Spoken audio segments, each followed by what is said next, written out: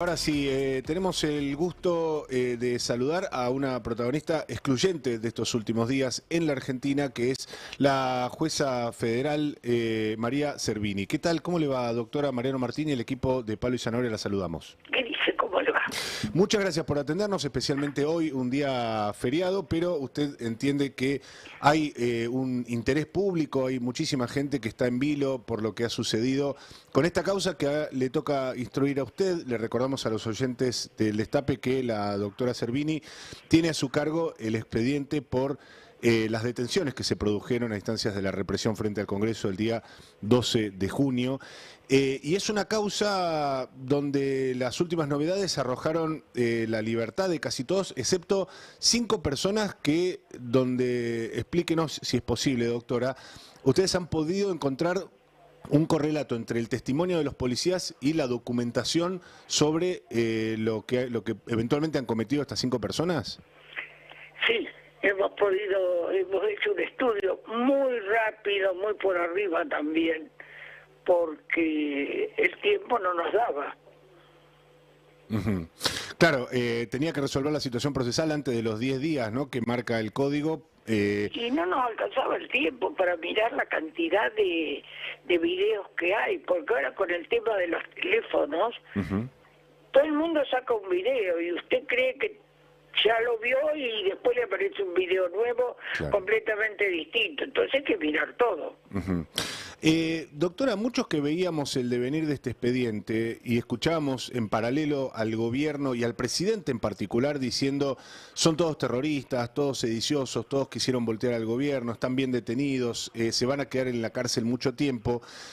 Encontramos una distancia abismal entre esas declaraciones y el hecho de que de 33 detenidos al cabo de 6 días solamente quedaran 5 personas. Para usted, que ha instruido tantas causas que tienen que ver con disturbios, con incidentes y demás, ¿esto es algo habitual o también le llamó la atención?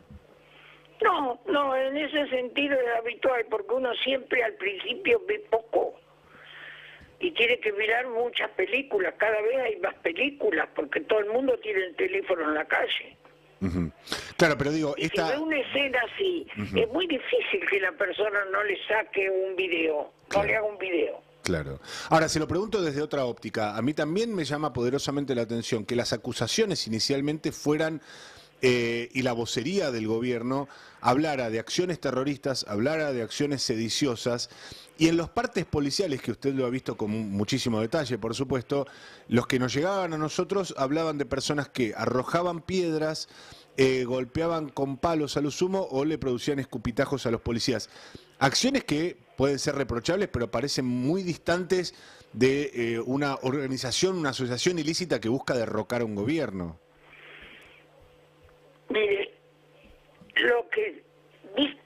cada uno evalúa la situación como mejor le conviene o como la ve. Lo entiendo. Bueno, lo que ustedes han podido observar finalmente al cabo de esos 6 días es que estas 5 personas, usted cree, por lo menos a prima fase, que sí, efectivamente se les puede achacar algunos de estos episodios, pero lo que sabíamos también es que ninguno de ellos tuvo que ver, por ejemplo, con las acciones de dar vuelta a vehículos, prenderlos fuego. Esos no están encarcelados. Eso no está esclarecido hasta el día de hoy, porque la policía le dio intervención con 2 detenidos a un juez de instrucción.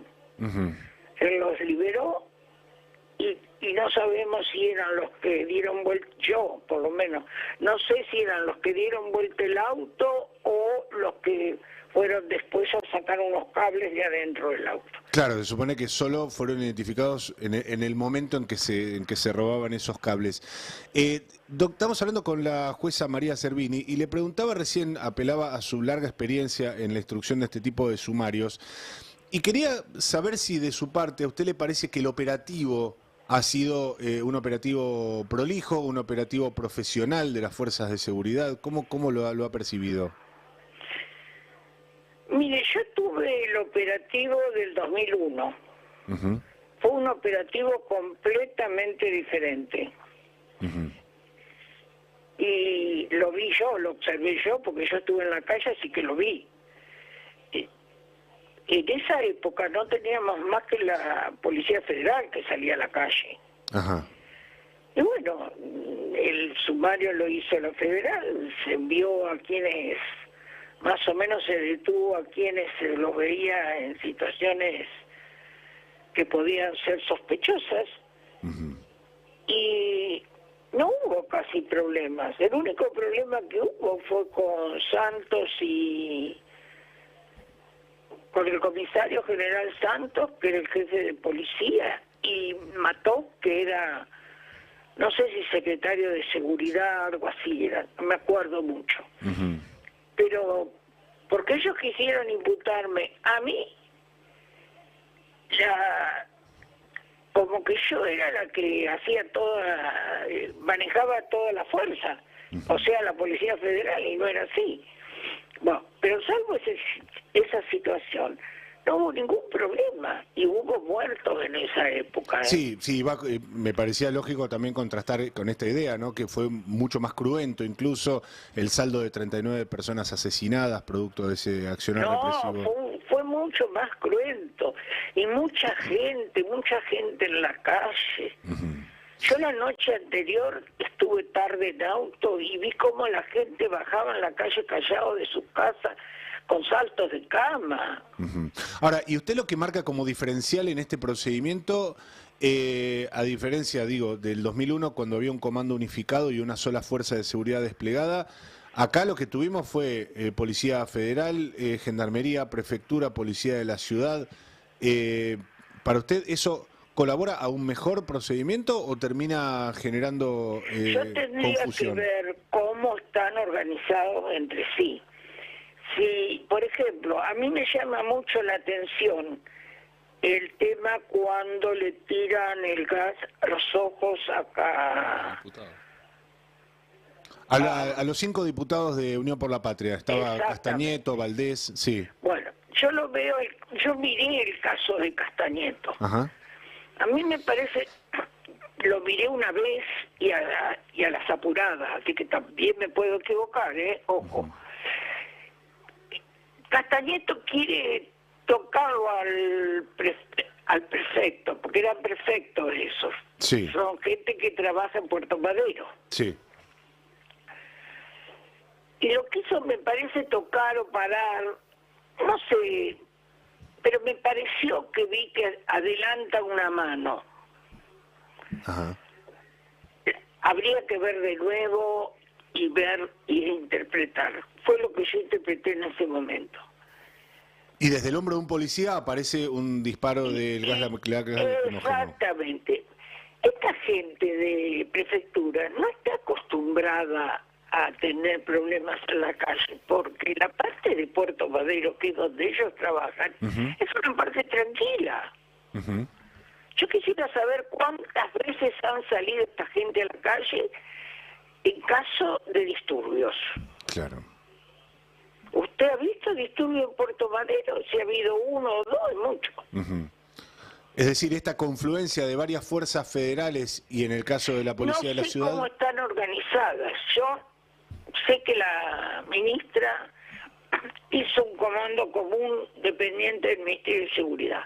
No sé cómo trabajan, no sé cómo están organizados, pero aparentemente, por lo que yo recibo de todas las causas y todas las denuncias que he recibido, me parece que no están organizadas.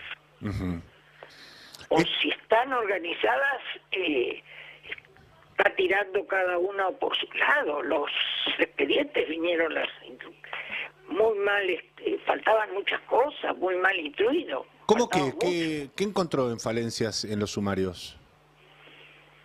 Mire, cuando usted trabaja con una sola fuerza, usted sabe que de ahí le van a investigar todo lo que pase. Yo le digo, vuelvo a hablar 2001. Sí. Yo tenía todo lo del Congreso, tenía todo lo de Plaza de Mayo, tenía todo lo aledaño de todos esos lugares.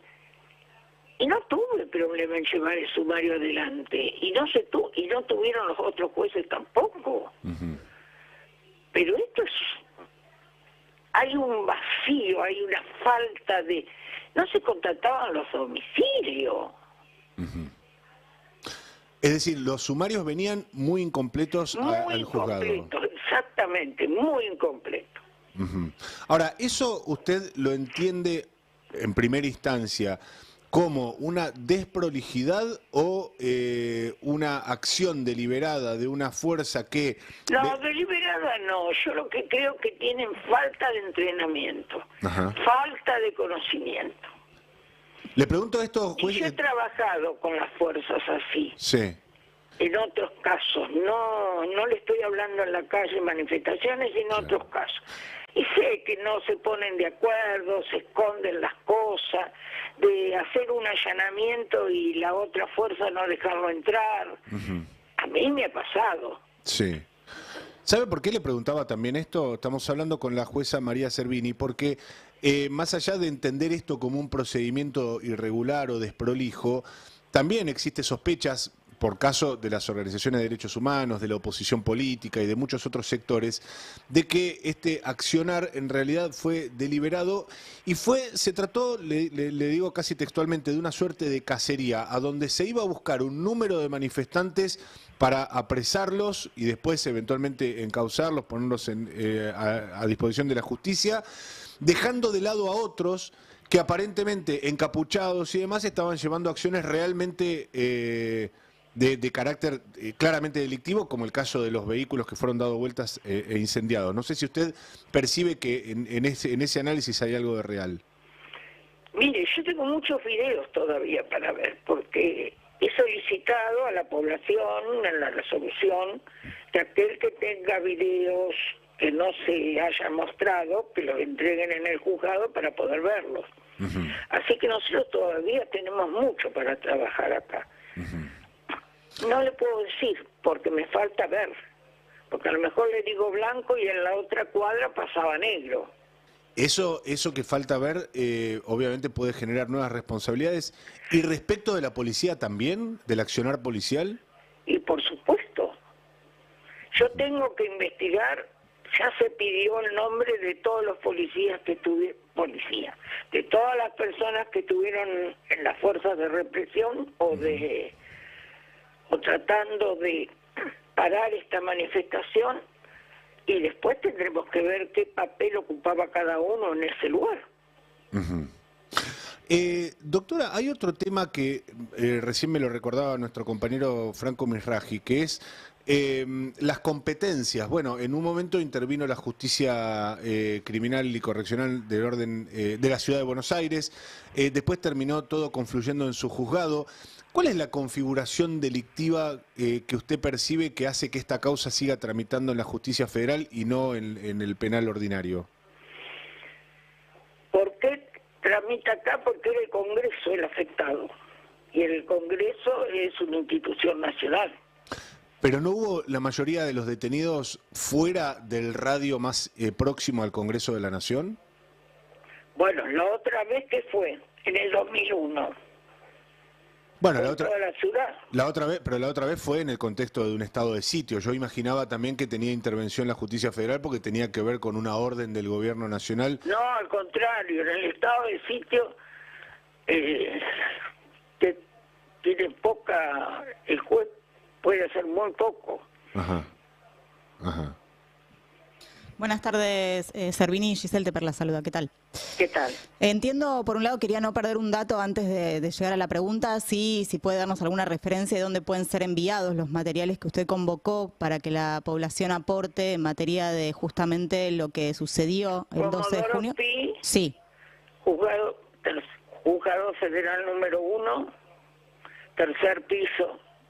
Perfecto. Del lado del río. Bien, porque justamente usted en su misma resolución, cuando dio las excarcelaciones recientemente, contó algunas de las fuentes que estuvo recopilando como material, así que es muy importante que se sigan aportando. Y en este sentido quería contarle justamente por lo que vimos en sus resoluciones y en los videos que se han hecho masivos, el accionar ha tenido y lo han dado cuenta en sus declaraciones e incluso no solamente ante su juzgado, sino ante la Comisión Nacional de la Prevención de la Tortura, sobre ciertas ausencias de garantías constitucionales en el momento de las detenciones, golpes, desnudez, gases lacrimógenos dentro de los lugares de detención, incluso insultos, amenazas. ¿Han podido dar cuenta de algo de todo esto en el juzgado?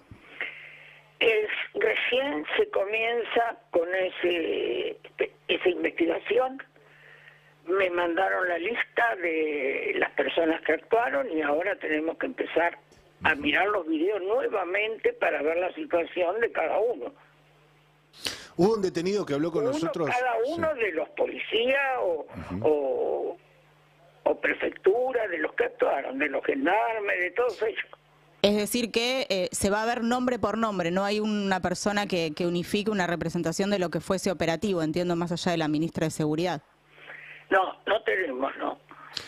Doctora, le contamos que un detenido, Famulari, si mal no recuerdo el apellido, nos contó en este programa que estando dentro de su despacho, brindando declaración, le habían devuelto el celular, un policía lo vio con el celular, se lo retiró y nunca más se lo devolvió, es decir, trató de presionarlo. Escúcheme. Yo tengo 45 años de justicia. Nunca un detenido me llegó con un celular.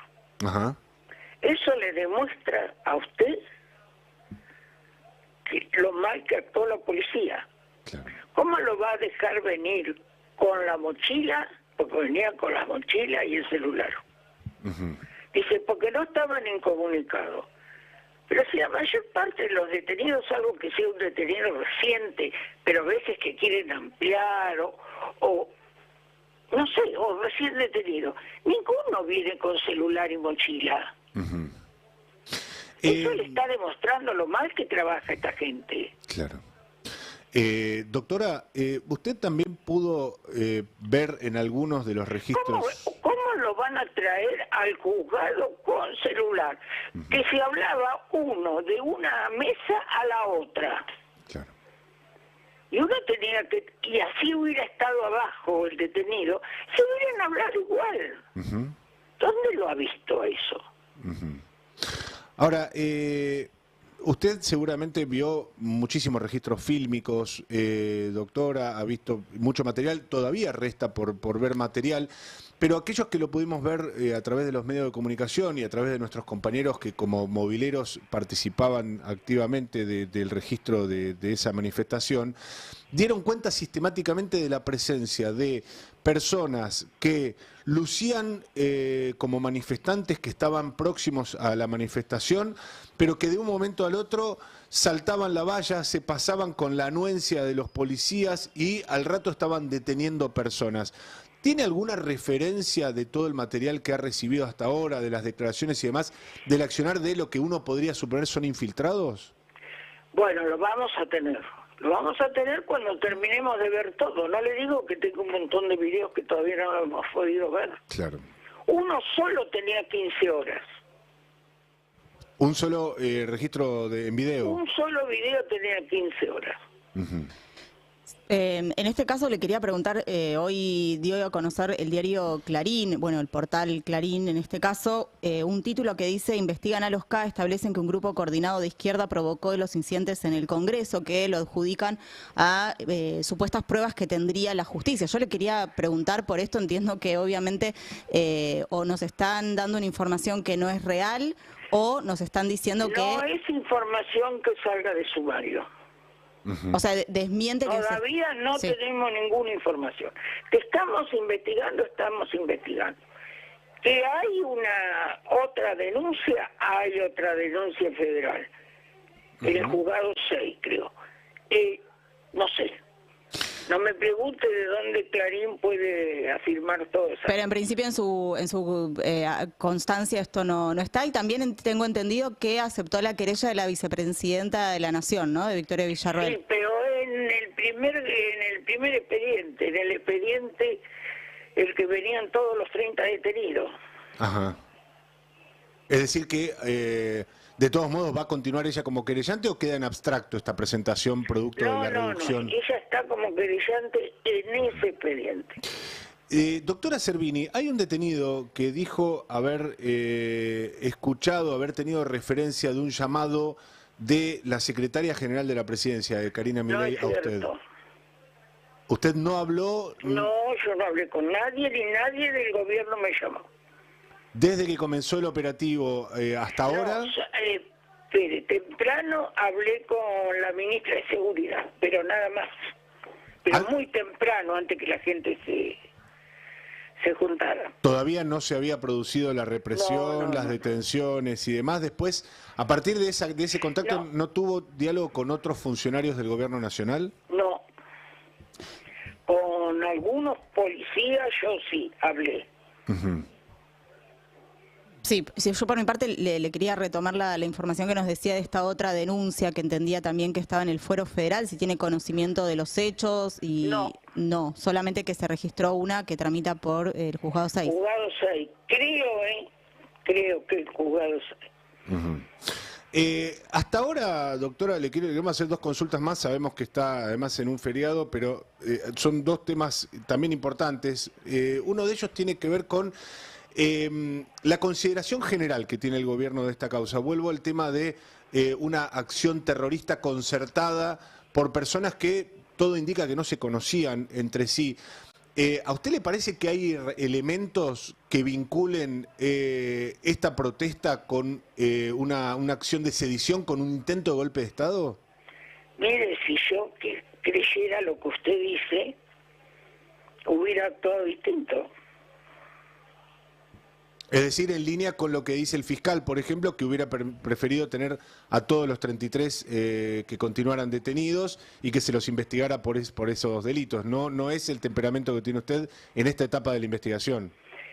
Esta etapa de la investigación es muy reciente, aunque hayan pasado varios días. Es reciente, primero porque tiene feriados, no cuenta con todo el personal. Y segundo, porque ya le dije, los expedientes vinieron le faltaban muchas cosas. Que nos ha tocado a nosotros tener que ir a certificar un domicilio. ¿Cuándo mandan un expediente sin certificar un domicilio la policía? Ahora, perdón. ¿Sabe lo que es tener que mandar un empleado a certificar un domicilio? Le pregunto esto, doctora, porque esto es quizás muy sutil y para quienes no somos especialistas, ni mucho menos en derecho, es muy difícil de entender, pero teniendo en cuenta las irregularidades que usted nos manifiesta, que estaban plasmadas en los sumarios incompletos que usted recibía y demás, el hecho de haber mantenido encarceladas a 16 personas, si mal no recuerdo, durante 6 días, ¿no es un poco excesivo esas personas que tuvieron en suspenso sus garantías constitucionales, que no pudieron comunicarse en muchos casos con sus familias? No, no tenía elementos que pudieran probar que tenían que salir en libertad. Y entonces, por eso se demoró y lo he sacado en 2 tandas. Y ahí le respondo en todo caso con la máxima esta de que todos somos... Y no me vengan con las 24 horas porque había días feriados. Claro. No, se lo pregunto al revés, le digo que en teoría todos somos inocentes hasta que se demuestre lo contrario. Digo, en ese mientras tanto, mientras se buscaba la recolección de pruebas, ¿no era una posibilidad más lógica en todo caso que aguardaran en libertad estas 16 personas? ¿Cómo se ve que no ha trabajado usted en ese momento? Usted no sabe cómo hemos corrido, cómo hemos estado, a qué hora nos acostamos. Sí. La gente, mis empleados, tengo que felicitarlos a todos, porque cómo han trabajado. Sí, le quería preguntar en este caso, retomando lo que hace instantes le contestó a Mariano Martín, que tiene que ver con no acompañar, en todo caso, en primera instancia o hasta el momento, esta acusación que surge por la supuesta figura de terrorismo o de sedición. Si puede hacer algún tipo de evaluación, entiendo que puede haber limitaciones para hacerlo con respecto a la acusación del fiscal Stornelli, ¿no? Porque ahí es donde surge este respaldo a lo que había sido una comunicación de la Oficina de Presidencia, que lo cita el mismo fiscal dentro de su escrito, para pedir primero esta prisión preventiva para las 33 personas detenidas. En todo caso, ¿qué evaluación hace de la acusación fiscal?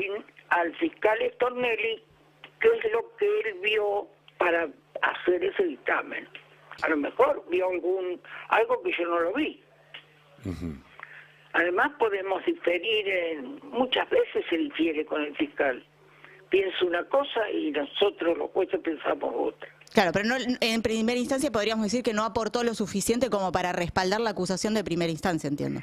Yo le dije, los expedientes, las actuaciones vinieron muy en blanco, no teníamos elementos ahí. Hicimos lo que pudimos hacer. Claro. Doctora, agradeciéndole desde ya por su tiempo, le quiero cambiar muy brevemente de tema, pero seguir de alguna manera en la misma lógica, porque el gobierno ha planteado en la ley bases la privatización de algunos espacios emblemáticos de la administración pública, Aerolíneas Argentinas, radio y televisión, y también el correo, que sabemos que es un área con la cual usted trabaja permanentemente en cada elección. Le recordamos a los oyentes, a quienes nos siguen en el Destape, que la doctora Servini, además de ser jueza federal, tiene competencia electoral y es la magistrada a nivel nacional que se encarga de el monitoreo y la cobertura de todos los operativos electorales. Electorales de la Ciudad de Buenos Aires. ¿Cuánto le complica a usted la eventual privatización del correo o si ha podido tener alguna comunicación con el gobierno para que esto se morigere? ¿Cómo lo han trabajado?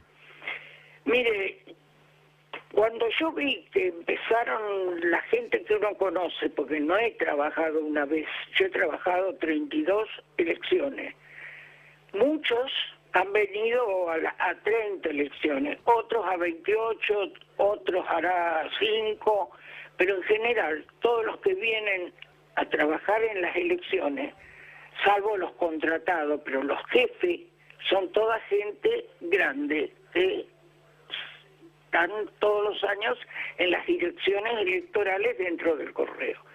Cuando yo vi que se empezaron a ir la gente, porque se adhirieron al retiro voluntario, muchos de ellos. Era gente grande, yo le digo. Y casi me muero porque digo, ¿con quién vamos a trabajar nosotros? Entonces empezamos a mover y explicar cuál era el problema. Por suerte, dentro de todo este lío me llegó una nota del correo haciéndome saber que ahora no le van a dejar tomar retiro voluntario a ninguna persona que trabaje dentro de las áreas electorales.